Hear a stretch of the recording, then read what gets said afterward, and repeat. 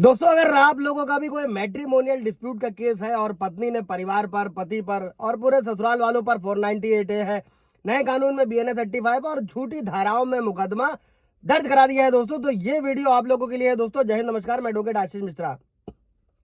Like कर दीजिएगा, share कर दीजिएगा, सब्सक्राइब कर दीजिएगा ताकि ये इन्फॉर्मेशन और मिल सके दोस्तों। ये सुप्रीम कोर्ट का जजमेंट है और इसको आज हम लोग समझने वाले हैं ताकि अगर आपका भी कोई ऐसा केस है तो इस जजमेंट को आप अपने केस में लगा सके और उससे बेनिफिट पा सके दोस्तों। अभी बढ़ते हैं वीडियो की तरफ दोस्तों, क्या किसी मुकदमे में चार्जशीट दायर होने के बाद भी उसकी FIR रद्द की जा सकती है? दोस्तों, मैंने कई सारे वीडियोस में रिपीट किया है कि अगर आपके पास झूठी FIR है तो उसे क्वैश कैसे कराना है, रद्द कैसे कराना है। और मान लीजिए अगर चार्जशीट भी फाइल हो गई है कोर्ट में तो उसे क्वैश कैसे कराना है, सिंपल भाषा में रद्द यानी कि खत्म कैसे कराना है।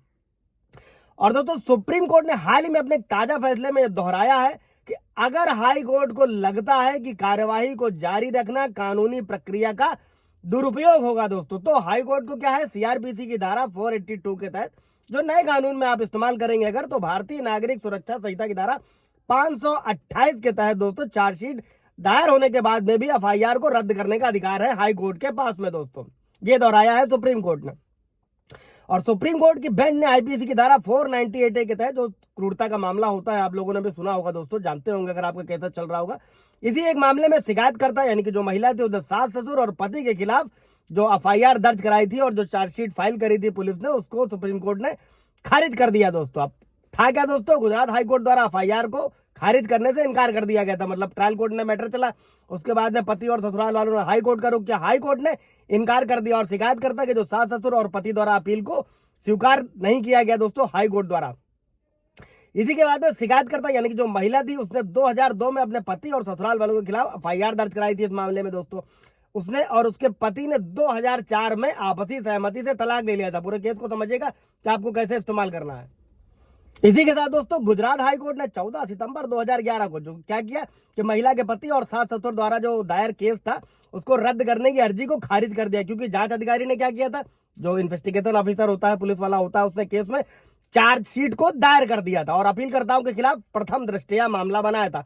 हर मुकदमे की ये वही शुरुआत यही होती है कि प्रथम दृष्टया मामला बनता हो तो केस को आगे बढ़ाया जाता है पुलिस द्वारा दोस्तों। और हाईकोर्ट ने क्या किया, हाईकोर्ट ने उस फैसले को अपीलकर्ताओं ने सुप्रीम कोर्ट का रुख किया फिर और वर्तमान अपील दायर करी। जब हाई कोर्ट ने खारिज कर दिया, फिर सुप्रीम कोर्ट ने पाया कि 30 मई 2023 को नोटिस दिए जाने के बावजूद शिकायत करता है यानी महिला अपील का विरोध करने के लिए कोर्ट में पेश नहीं हो, जैसा कि 2 सितंबर 2023 की रिपोर्ट में जिक्र किया गया। और सुप्रीम कोर्ट ने पाया दोस्तों अपनी जांच के दौरान कि शिकायतकर्ता और उसके पति ने 2004 में ही अपने वैवाहिक संबंध तोड़ लिए थे और दोनों अपने अपने जीवन में अच्छी तरह से व्यवस्थित थे। सोचो, समझिएगा दोस्तों, लोगों के जो प्रताड़ित होने का सबसे बड़ा कारण है वो यही है दोस्तों। और सुप्रीम कोर्ट ने यह भी कहा कि FIR में जो लगाए गए आरोप है वो अस्पष्ट हैं, सामान्य प्रकृति के थे। और सुप्रीम कोर्ट ने कई सारी मिसालों का हवाला देते हुए इस बात पर जोर दिया कि हाईकोर्ट के पास चार्जशीट दायर होने के बाद में CRPC की धारा 482 यानी कि नए कानून में भारतीय नागरिक सुरक्षा संहिता की धारा 528 के तहत FIR को रद्द करने की शक्ति है। और इसीलिए सुप्रीम कोर्ट ने संविधान के अनुच्छेद 142 के तहत अपनी शक्तियों का इस्तेमाल करते हुए FIR, चार्जशीट और इससे जो अन्य सभी कार्रवाइयों को रद्द करके पक्षों के बीच में जो लंबे समय से चल रहा था विवाद को, उसको खत्म कर दिया दोस्तों। किसी भी मैटर में आपका ट्रायल कोर्ट में चल रहा है, आप स्पीड अप रखिए, हाई कोर्ट तो कैश कराने आइए, आपको राहत मिलेगी दोस्तों। अगर कोई सवाल जवाब होगा, आप लोगों की कोई क्वेरी होगी तो कमेंट करके पूछ लीजिएगा दोस्तों। Thank you.